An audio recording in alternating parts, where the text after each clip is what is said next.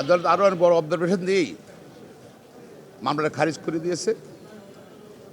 ফলে ইশাকের শপথ নেওয়ার আর কোনো বাধা রইল না।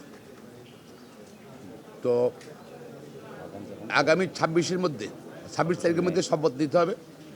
শপথ যদি না দেওয়া হয়, যেহেতু ট্রাইব্যুনাল একটি আদালত, হাই কোর্ট অফ দ্য কান্ট্রিতে চেষ্টা করছিল একটা মহল শপথকে বন্ধ করার জন্য, সেটা ব্যর্থ হয়েছে। আর যদি শপথ না দেওয়া হয়, সেটা আদালত অবমাননা হবে। যারা সংশ্লিষ্ট, যাদের নলেজ আছে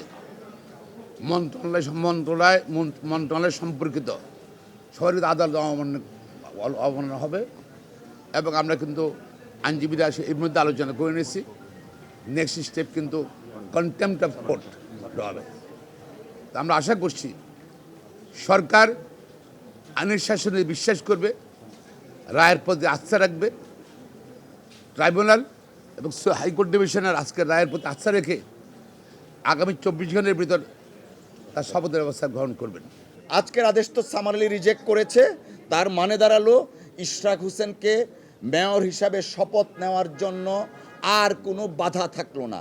এবং আমরা মনে করি যে উপদেষ্টা আছেন, যিনি হয়তো বা কোনো রাজনৈতিক মোটিভ নিয়ে এই বিষয়টাকে ঘোরাচ্ছিলেন, তিনিও এখন অন্তত আজকের এই রিজেকশনের পরে আইনের প্রতি শ্রদ্ধাশীল থেকে নির্দিষ্ট ডেটের মধ্যে শপথ গ্রহণের ব্যবস্থা করবেন। লয়ার নোটিশ ইস্যু করা হয়েছে, কোর্টে মামলা পেন্ডিং, যে কারণে শপথ নিতে দিচ্ছেন না।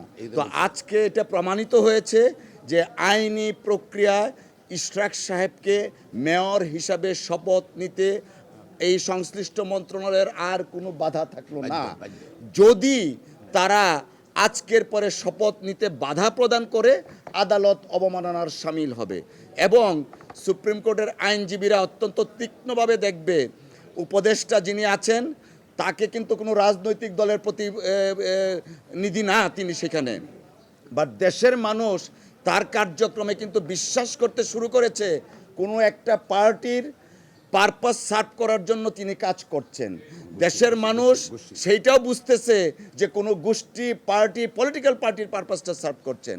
আমরা আহ্বান জানাবো, এই দেশের বর্তমান অবস্থার প্রেক্ষিতে আইনের শাসন প্রতিষ্ঠার লক্ষ্যে সর্বোচ্চ আদালত যে নির্দেশনা দিয়েছেন, সেই নির্দেশনার আলোকে যেন মন্ত্রণালয় কার্যকরী পদক্ষেপ অনতিবিলম্বে নেন। শুধুমাত্র লুকাস স্ট্যান্ডি গ্রাউন্ডে এই আজকের রিটটি খারিজ করেছেন বলে কোর্ট অভিমত ব্যক্ত করেছেন।